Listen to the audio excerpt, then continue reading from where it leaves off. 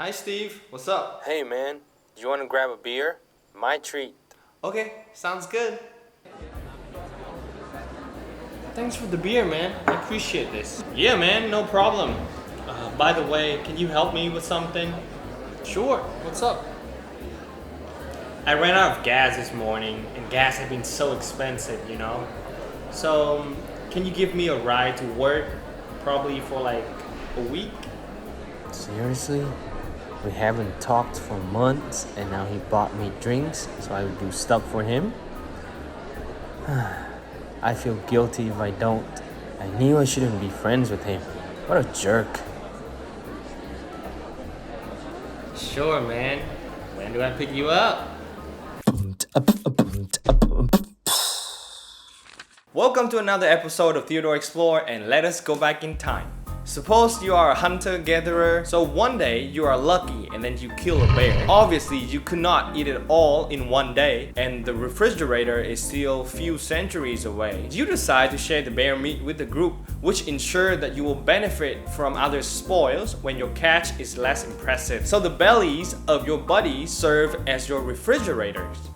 What I just described is a phenomenon, a very common survival strategy. Reciprocity establishes that people have an extreme difficulty when being in another person's debt. Without reciprocity, humanity and a lot of species will be long extinct. It is at the core of cooperation and an essential ingredient for wealth creation and prosperity. Without reciprocities, there will be no economy at all. However, there's also an ugly side to reciprocities, and that is retaliations. So revenge breeds counter-revenge, and eventually you find yourself at a full-scale war.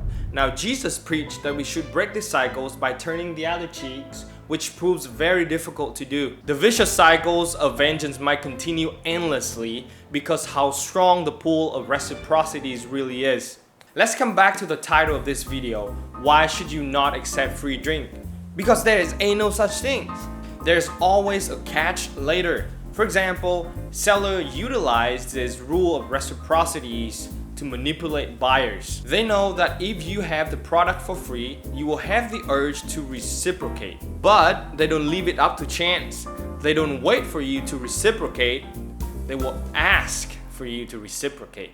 First, they do you a small favors and then ask you to buy something from them. So what you get from them in contrast to what they get from you is practically nothing. Your mind just knows that you get something for free and now it's trying to figure out how to reciprocate. When they ask you for a return favor, though they don't necessarily say it like that, you cannot really say no. And most of the time you end up buying the stuff that they offer because you want to reciprocate. Now if you think about it, it starts to make sense, but when you are in that situation, it's very hard to think clearly, and that's why you end up buying the stuffs that you don't really need.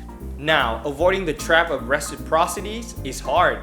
Harder than it sounds. So the first line of defense is not to take the free samples. So whatever it is, it may be flour, chocolate, or a bite of salmon teriyaki, you should not take it. Refuse it politely, and if being polite doesn't cut it, just go about your way. Don't even look at the person who's trying to manipulate you with the gift. Avoid him. Avoid him at all costs. Now, if you can successfully avoid him and his gift, you have won. In reality though, only a few people can successfully avoid the trap. If you couldn't avoid the gift, take it, but then give it back instantaneously. The more times you keep it, the harder he will make it for you to give it back without reciprocating. The manipulator offers you a gift because he wants to manipulate you psychologically by using it. When you realize that someone is trying to manipulate you, you don't have the obligation to reciprocate. No! God, please, no! No! To recap, the idea of reciprocities means that people, by nature, feel obliged to return favors if they have received favor from others. People hate feeling indebted to others. So if someone approaches you in the supermarket, whether it would be a glass of wine, a piece of really delicious cheese, or a bite of beef jerky, refuse it. Unless you want your refrigerator to be full of stuffs that you don't actually need.